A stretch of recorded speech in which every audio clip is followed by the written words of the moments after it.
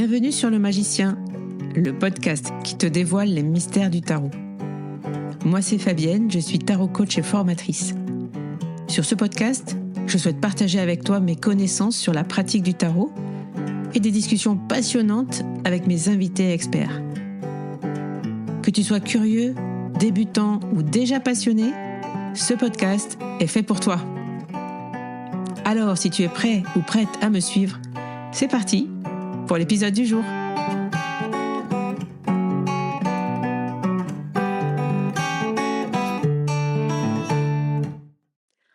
Bonjour à tous, c'est la reprise, on est le 2 février, c'est le premier épisode depuis 3 semaines maintenant. Après cette pause, j'ai posé une boîte à questions sur Instagram pour que les personnes qui le souhaitaient pouvaient me poser des questions et faire une foire aux questions. Et puis j'ai eu une question qui me demande un petit peu plus de temps pour y répondre. C'est quel conseil donnerais-tu pour trouver des premiers clients en tant que tarologue? J'ai décidé que c'était une question qui pouvait me permettre de faire un épisode complet et ne pas forcément le traiter en, voilà, en quelques secondes ou en quelques minutes. Donc c'est parti. Aujourd'hui, je vais répondre à cette question et je vais me poser aussi dans le temps dans lequel on est, c'est-à-dire je vais me poser aussi la question, si je repartais de zéro, moi, aujourd'hui, et que je voulais chercher des clients pour faire des tirages, donc en tant que tarologue, pour avoir des consultants, on va dire, qu'est-ce que je ferais? Voilà, comment je me débrouillerais aujourd'hui? Quelles sont les stratégies que je mettrais en place pour trouver mes premiers clients? J'ai trouvé cette question intéressante. Merci à la personne qui me l'a posée. Et donc, c'est parti. Mes 5 meilleurs conseils euh, pour, euh, pour me positionner en tant que tarologue aujourd'hui. Alors, c'est vrai que moi, j'ai commencé en 2018. J'avais une facilité qui était, que je faisais les marchés à ce moment-là et donc j'avais commencé à parler de tarot, à proposer des tarots sur mon stand qui n'était pas du tout un stand de tarot au départ, mais j'avais des cartes de visite, j'avais fait des petites cartes de visite, des petits flyers de présentation et comme ça, j'ai eu quand même, je pense, mes premiers clients.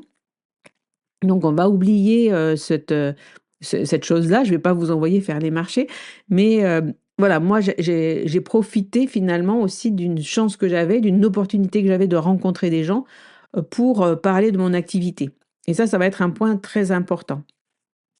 Mais on en reparlera un petit peu plus tard.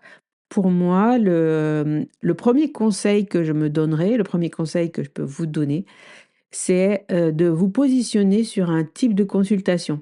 C'est de ne pas rester trop dans le vague en disant: «Je vais faire des consultations de tarot». Parce que là, on va pouvoir vous poser plein de questions. C'est quoi le tarot? Pourquoi? Comment? Est-ce que vous êtes voyante?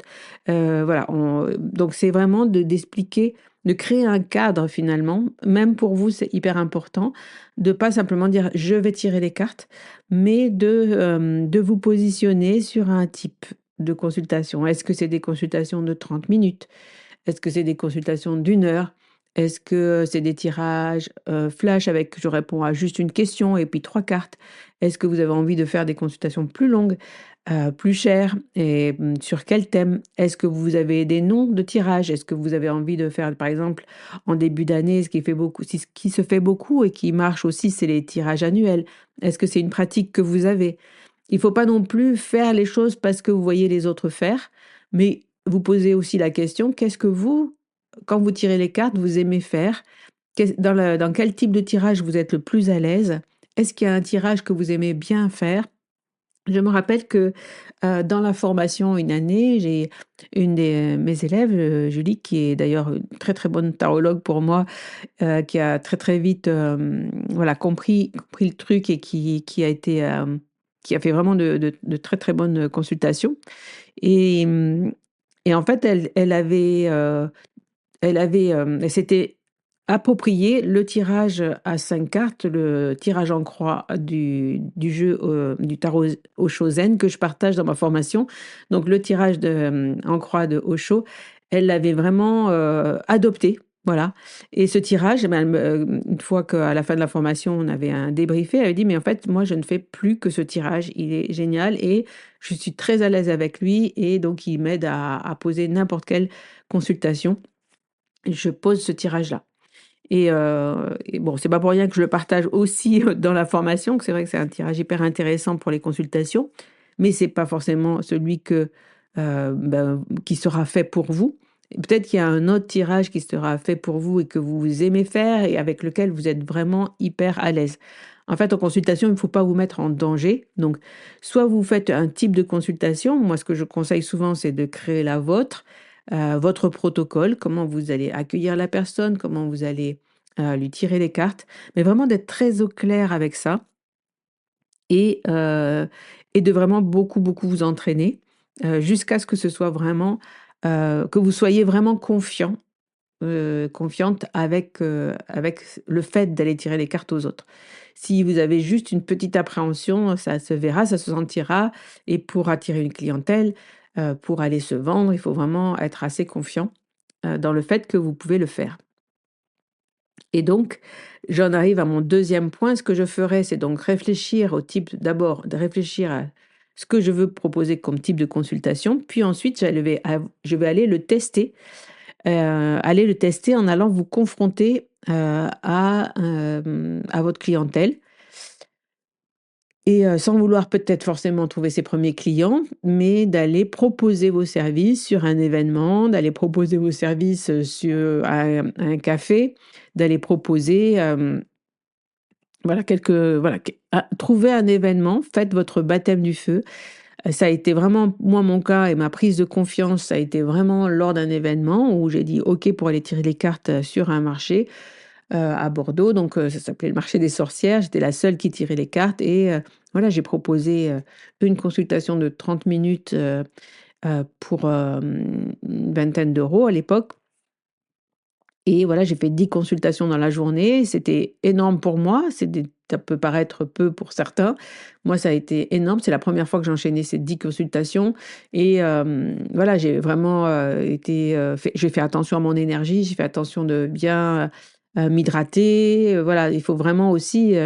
C'est comme un sport, hein, tirer les cartes, ça demande beaucoup d'énergie. Donc faites attention aussi à vous, à votre énergie. Mais allez vous confronter justement à ça, au fait que vous allez faire quelque chose, qui ne sur lequel vous n'êtes pas forcément habitué, mais qui va vous permettre de comprendre que vous en êtes capable. Donc allez sur un événement, un salon du bien-être, prenez un stand, allez vous confronter aux gens dans la réalité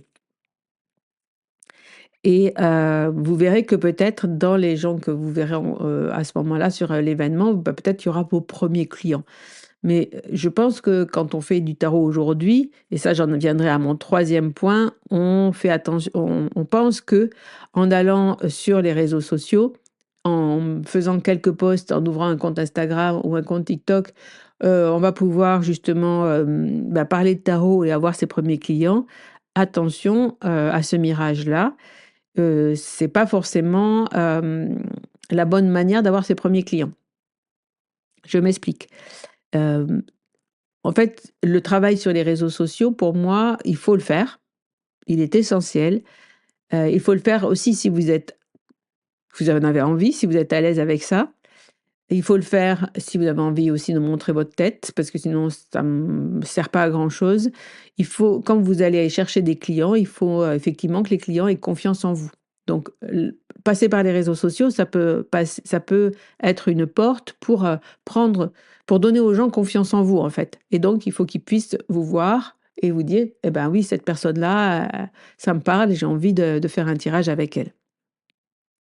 Mais c'est pas, voilà, il y a des personnes qui réussissent sans montrer leur tête, hein. Encore une fois, il y aura plein de contre-exemples. Mais moi, ce que je ferai aujourd'hui, c'est que, je ferai attention au mirage des réseaux sociaux mais j'irai quand même sur les réseaux sociaux et j'irai et j'essaierai voilà, de faire un compte où je parle justement, de mes consultations, de ce que je fais, du tarot, de pourquoi je fais du tarot, et cetera. Voilà, je chercherai à montrer ce que je fais et ce que je propose. En fait, après, je pense que, j'irai sur les réseaux sociaux, mais et je reviens à mon point numéro 2, j'irai me tester vraiment avec, les cli pour trouver mes premiers clients, j'irai les chercher autour de moi et autour de vous, mais ça peut être des gens très proches qui vont parler de vous. Ça peut être, quand on cherche, des clients, il faut aller chercher dans son entourage proches, en fait. Il faut pas aller chercher trop loin et surtout que si vous allez sur les réseaux sociaux et ben, il va falloir vous organiser pour avoir des clients à distance. Donc parce que vous pouvez toucher des gens effectivement sur les réseaux, vous allez pouvoir toucher des gens qui sont très loin de chez vous.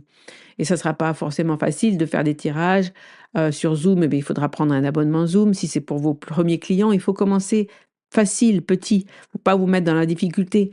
Comment prendre un rendez-vous? Comment faire prendre un rendez-vous? Et que ce soit simple. Eh bien, le plus simple, c'est effectivement, d'aller chercher des clients autour de chez vous. Et pour ça, chercher un événement, chercher à vous faire connaître.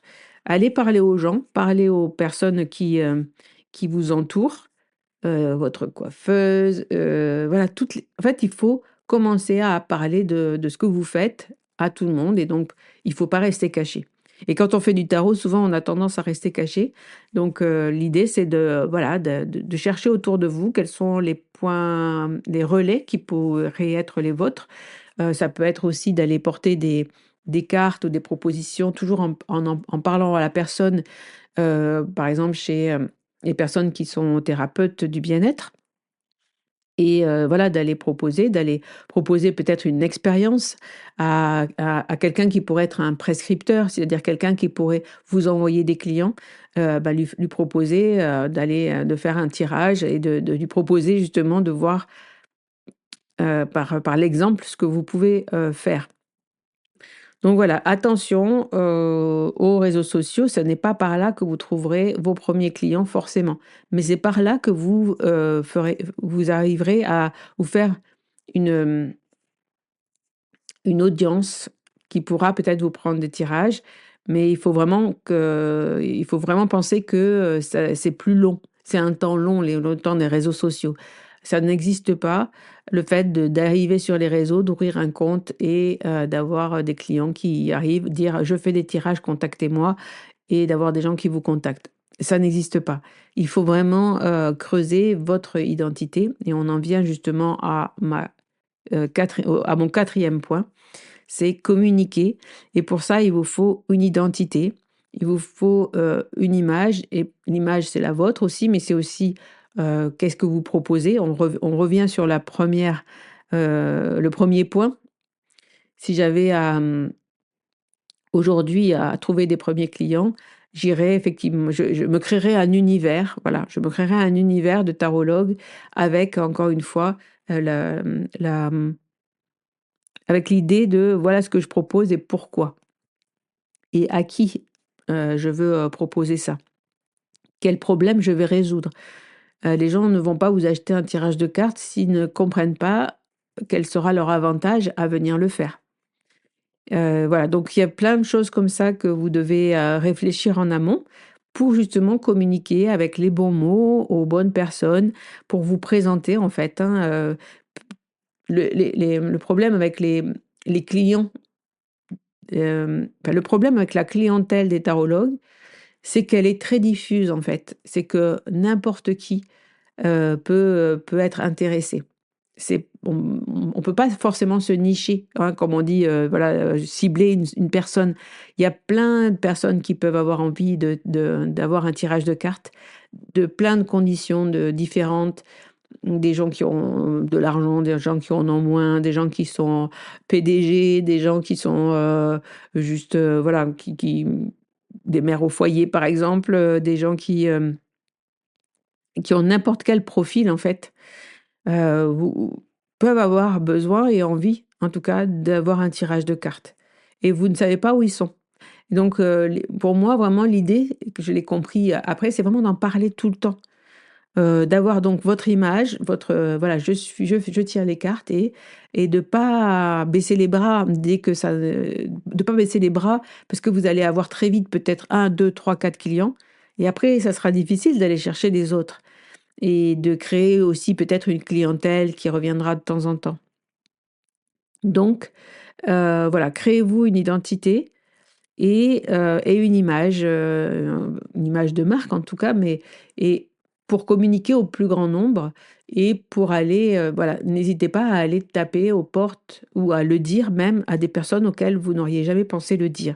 N'ayez pas honte de votre métier ou de ce que vous faites parce que vous serez surpris et surprise quand vous parlez tarot, de voir le nombre de personnes que ça intéresse.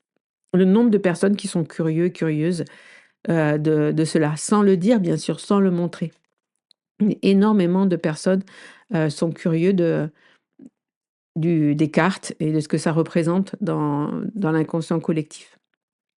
Donc n'hésitez pas à en parler et voilà, créez-vous un nom, créez-vous une identité, positionnez-vous sur un type de consultation, un type de tirage, créez votre propre, tirage, voilà, créez quelque chose d'unique que les gens, auront envie peut-être de découvrir, parce que ça sera, voilà, parce qu'il y aura un petit plus et ce petit plus, faut pas l'inventer, ce petit plus, c'est vous-même.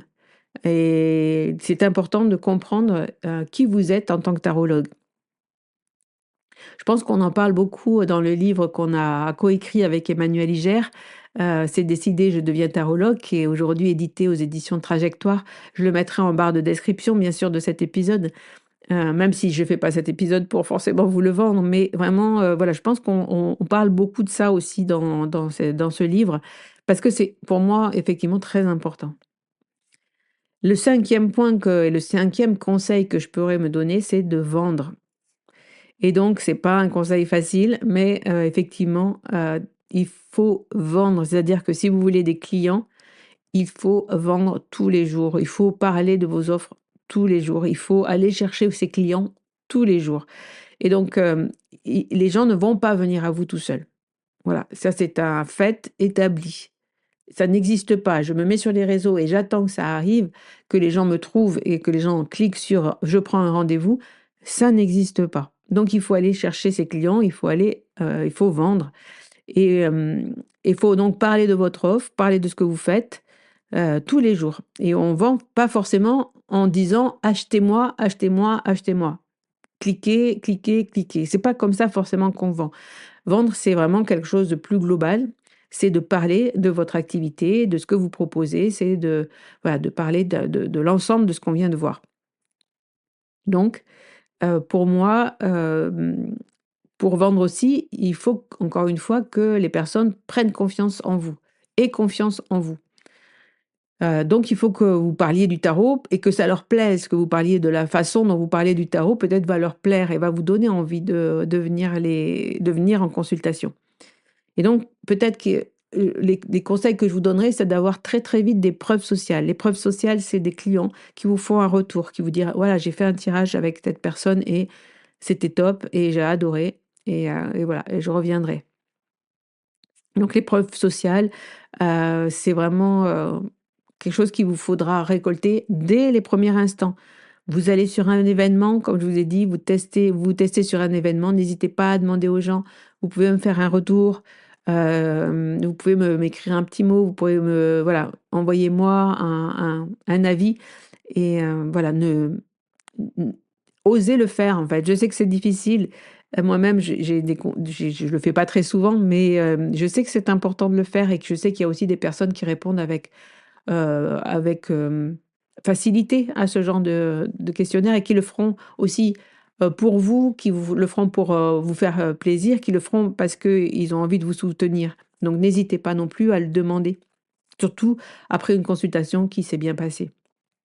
Donc cherchez des preuves sociales pour pouvoir en parler, pour pouvoir les mettre sur votre site si vous faites un site, pour pouvoir les mettre, sur votre, voilà, il y a plein d'endroits où vous pouvez mettre, ces preuves sociales sur votre compte Instagram si vous en avez un, Facebook, enfin peu importe sur quel réseau vous voulez communiquer. Mais, mais voilà, en gros, le conseil, c'est d'avoir un endroit où vous pouvez proposer aux gens des choses et les proposer en donnant aussi, l'avis des personnes extérieures à vous, pour pouvoir effectivement, faire comprendre aux gens ce que vous pouvez leur proposer. Voilà pour ce 5e point et j'en ai fini pour ces 5 conseils pour trouver ses premiers clients. J'espère que ces 5 voilà, ces 5 conseils peuvent vous aider. Peut-être qu'il y en a certains, c'est déjà le cas, vous le faisiez déjà, peut-être d'autres, vous n'y avez peut-être pas pensé. Je finirai par un dernier, conseil puisque, en 20 minutes, il y a pas mal de choses que je n'ai pas dites, mais par rapport à vendre, un dernier conseil que je pourrais, vous donner, c'est de ne pas lâcher les bras, de ne pas baisser les bras trop vite. C'est aussi, et ça on en parle peut-être pas assez, si vous avez vraiment envie de faire, de votre tarologue, enfin si vous voulez tirer les cartes et en faire votre métier, si vous voulez trouver vos premiers clients, sachez que, on dit souvent, en tout cas on le disait, je ne sais pas si c'est le cas encore maintenant, que, pour faire une clientèle, il faut 3 ans. Donc 3 ans, c'est long, et pendant ces 3 ans, il faut que vous arriviez, à vivre et avoir une rémunération, et ne soyez pas, ne devenez pas précaire parce que vous voulez être, tarologue ou n'importe quoi d'autre. Il faut quand même, pour monter une entreprise, donc pour être, à son compte, il faut avoir un petit peu, des ou un revenu à côté, ou avoir mis de côté de l'argent pour pouvoir tenir justement le temps de faire une clientèle, le temps de puis ça demande de l'argent aussi, hein, de faire de la communication, de faire une carte de visite ou de faire, des salons ou d'aller proposer, ses offres. Voilà, ça demande du temps, et pendant ce temps, vous ne pouvez pas travailler à autre chose. Donc soyez soutenus, ne devenez pas précaires. Pour monter une entreprise, même si c'est une entreprise de tarologue, il faut un peu d'argent. Donc cet argent pour investir, peut-être des outils numériques aussi. Comme je vous disais, si vous voulez faire des consultations sur Zoom, eh bien, il faut, payer, l'abonnement à Zoom pour pouvoir faire des consultations de plus de 45 minutes, et puis il faut un calendrier numérique, et puis il faut, peut-être une bonne caméra aussi, avoir un bon son pour faire des consultations numériques. Il faut vous installer confortablement, pour que, votre offre ait l'air professionnelle dès le départ, en fait. Et ça, c'est, peut-être le tort qu'on a, c'est de se dire: «OK, on a un métier à la marge, on peut très bien, recevoir des gens, voilà, dans une petite pièce, à côté», et de pas effectivement se positionner de suite en tant que, heu, voilà, en tant que professionnel. Donc si c'est pour en faire votre profession, le dernier conseil, c'est que, voilà, il faut que vous soyez, faut que vous ayez les reins solides pour tenir au moins 1 an, sans avoir besoin de rentrer de l'argent. Oui, donc c'est quand même, pour moi, c'est vraiment un conseil essentiel que je pourrais vous donner, ou de pouvoir être aidé, mais en tout cas, et soutenu, mais en tout cas, il faut pas partir comme ça en se disant: «Je vais avoir besoin de tant de clients pour pouvoir, gagner ma vie», et et forcément peut-être au départ ne pas les avoir, et donc rentrer dans un processus de d'angoisse, hein, de stress, forcément, de précarité, qui sont, assez difficiles. Je vous, propose d'aller peut-être écouter l'épisode de Socha, et je me rappelle plus le numéro, mais l'an dernier, on a enregistré un épisode, je pense, autour du mois d'avril, de Socha Tarologue, sur sa reprise d'activité professionnelle, effectivement, et parce que c'est un épisode qui montre justement les difficultés, de ce métier, et donc voilà. Allez chercher vos premiers clients, mais et soyez, cohérents avec le fait que, si je débutais aujourd'hui, moi j'ai débuté doucement avec, d'abord un métier que j'avais en place et que j'ai pas lâché tant que j'ai pu avoir un revenu avec, mes revenus du tarot. Donc pour aller chercher mes premiers clients, je faisais les marchés, j'ai continué à faire les marchés, jusqu'à fin 2019, donc pendant 1 an, j'ai continué à avoir un revenu à côté de mes revenus du tarot, pour pouvoir, subvenir à mes besoins et pour pouvoir faire monter en puissance mon entreprise, petit à petit. Voilà, en tout cas, ne baissez pas les bras. Je vous mets en barre de description le livre que l'on a coécrit avec Emmanuel Iger, «C'est décidé, je deviens tarologue», où on me partage plein de tips justement, plein d'astuces pour s'installer. Si vous avez envie d'aller plus loin, sachez que vous pouvez vous inscrire à la newsletter que j'envoie tous les lundis matins, sur lequel je partage justement un petit peu les coulisses que je vous propose sur Taramaga, et puis aussi un modèle de tirage de cartes toutes les semaines, hem, une guidance de tarot coaching où je vous pose des questions pour réfléchir sur vous-même, ainsi que, le lien pour écouter l'épisode de podcast de la semaine. C'est gratuit, vous pouvez vous y inscrire, directement dans la barre d'infos de cet épisode. Je suis ravie de reprendre le podcast. J'espère que vous allez bien et on démarre ce mois de février avec beaucoup de joie. Je vous retrouve la semaine prochaine dans le premier épisode sur les arcanes mineures du tarot avec la série des As. Et voilà, je vous embrasse, je vous souhaite une belle semaine. Bye bye. Un grand merci d'avoir écouté cet épisode. Si tu veux soutenir le magicien, n'hésite pas à laisser un commentaire sur ta plateforme préférée. Parle-en autour de toi pour nous aider à faire grandir la communauté. Et pour toujours plus de contenu inspirant autour du tarot, je te dis à la semaine prochaine dans un nouvel épisode.